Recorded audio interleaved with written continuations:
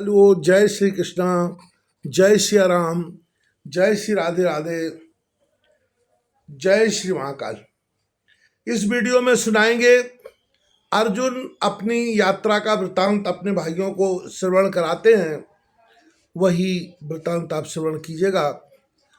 अर्जुन अपनी यात्रा का सविस्तार वर्णन करने लगे। उन्होंने कैलाश पर्वत पर निवास एवं तपस्या, इंद्र दर्शन, महादेव आराधना तथा उनके दर्शन और पाशुपत अस्त्र पाना, स्वर्ग में इंद्रादि देवताओं से विविध दिव्यास्त्रों की प्राप्ति और उनके चलाने की विधि सीखना आदि समस्त घटनाओं का क्रम पूर्वक वर्णन किया। फिर कहने लगे, धर्मराज, दिव्यास्त्रों के चलाने में जब हम निपुणता प्राप्त कर चुके तब सुरेंद्र ने हमसे देवकार करने का अनुरोध किया। इसमें अपना असीम गौरव समझ हमने सुरेंद्र से कहा, देवराज आज्ञा कीजिए, हम आपकी क्या सेवा करें। इंद्र ने कहा, हे अर्जुन, समुद्र के बीच में एक अति रमणीक नगरी हमारे अधिकार में थी। निवात कवच नामक महाभयंकर दानव दल जो कि हमसे सदा से शत्रुता रखता है, उसने वह नगरी बलात् हमसे छीन ली है। शिव जी के वरदान के प्रभाव से हम देवतागण लेश मात्र भी अनिष्ट नहीं कर सकते। इसलिए हे पार्थ, उनके विनाश के लिए हम आप तुमको नियुक्त करते हैं। मैंने सुरेंद्र की आज्ञा शिरोधार्य की। तब इंद्र ने अपना मुकुट अपने हाथों हमारे मस्तक पर धारण किया, अपना निज का अभेद कवच और भुज बंद आदि आभूषण पहनाए। तब अपने सारथी मातली द्वारा चालित प्रकाशमान दिव्य रथ पर सवार कर यात्रा करने की आज्ञा दी। इन देवराज इंद्र से विदा हो हमने महासागर के निकट पहुंच उसकी नगरी को देखा तो विकट शब्द करने वाला अपना देवदल शंख हमने बजाया। उसकी ध्वनि से आकाश से सन्नाटा छा गया। शंख ध्वनि सुनकर दानवगण बेडोल रण बाजे बजाते हुए हम पर बाण वर्षा करने लगे। हमारे रथ का मार्ग रोककर रथ पर त्रिशूल, गदा, पट्टिस आदि नाना प्रकार के अस्त्र शस्त्र फेंके। तब तो आश्चर्यजनक कुशलता से मातली ने रथ चलाना प्रारंभ किया, जिससे हम तो उनके प्रहार से सर्वथा सुरक्षित रहे, परंतु हमने 1,00,000 दानव सेना का संहार कर दिया। इस प्रकार अपनी सेना का विनाश देख दानवगण मायावी युद्ध करने लगा।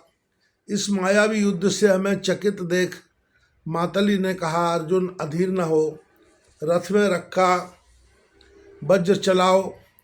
अब गांडीव रथ में रख हमने इंद्र का वह रथ वह वज्र ले ज्यों उसका दानवों पर प्रहार किया कि उससे लोहे के विविध अस्त्र शस्त्र निकलकर दानवों का विनाश करने लगे। जब शत्रु दल पूर्णतः परास्त हो गया तब प्रसन्न होते हुए मातली ने कहा, हे अर्जुन, इस युद्ध में आज मैंने जो पराक्रम तुम में देखा है वह पराक्रम मैंने कभी देवताओं में भी नहीं देखा था। तदनंतर मातली ने हमें शीघ्र इंद्रलोक में पहुंचा दिया। वहां पहुंचने पर देवगणों ने हमें बार बार प्रसन्न हो धन्यवाद दिया। देवराज इंद्र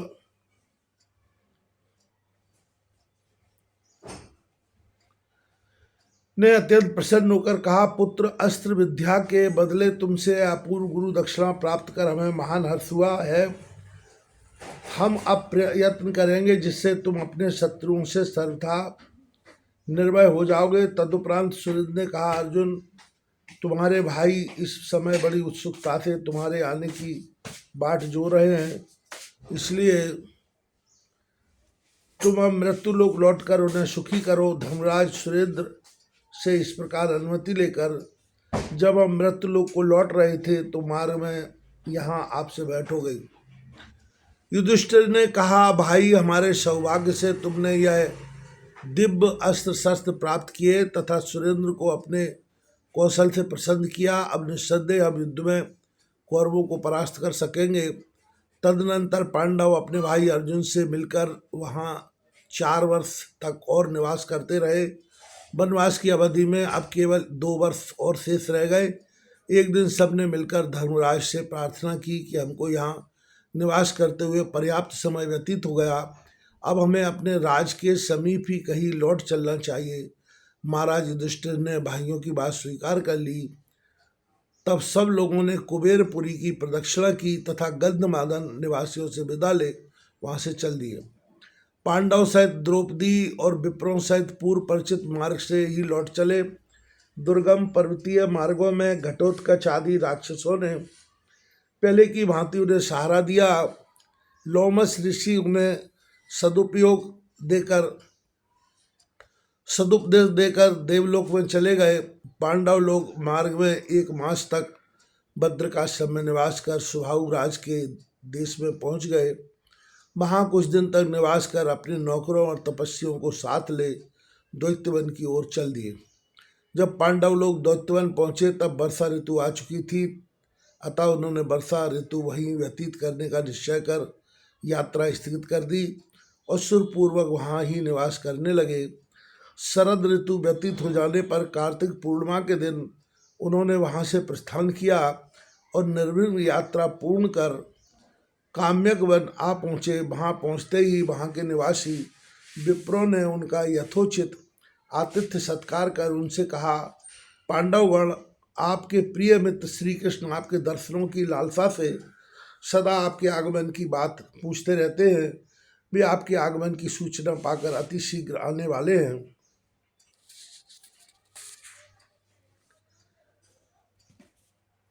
काम्यक वन में पांडवों का पुनः आगमन सुनकर विप्रों के कथनानुसार श्री कृष्ण कुछ दिन बाद ही उनसे मिलने के लिए आए।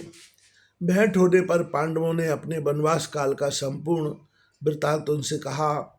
अर्जुन के अमोघास्त्र प्राप्ति का समाचार सुन श्री कृष्ण परमानंदित हुए। इधर श्री कृष्ण की प्रियतमा सत्यभामा द्रौपदी से भेंटकर अत्यंत प्रसन्न हुई। कुशल राजनीतिक श्री कृष्ण पांडवों के वनवास काल में उनके हितार्थ सफल योजना बना चुके थे। उन्होंने धर्मराज से कहा, धर्मराज आपने राज्य प्राप्ति की अपेक्षा धर्म को महान समझा है। आप जैसे महान भावों को यही शोभा देता है। आपका सत्यव्रत एवं धर्मनिष्ठा आपको राज्य प्राप्ति में अवश्य सहायक होगा। अर्जुन दिव्यास्त्र चलाने की शिक्षा में निपुणता प्राप्त कर चुके हैं। आपकी प्रतिज्ञा पूर्ण होने पर 30 कोटि यादव सेना से आपकी सहायता कर हम कौरवों से आपका राज्य लौटा सकने में अवश्य समर्थ हो सकेंगे। युधिष्ठिर ने कहा, प्रभु हमारे बंधु बांधव और हमारे सभी कर्म धर्म आपकी सहायता पर ही आश्रित है। हमारे वनवास की अवधि लगभग पूर्ण हो चुकी है। 1 वर्ष अज्ञातवास को पूर्ण कर हम वापस आपसे पुनः मिलेंगे और आपकी सहायता प्राप्त करेंगे।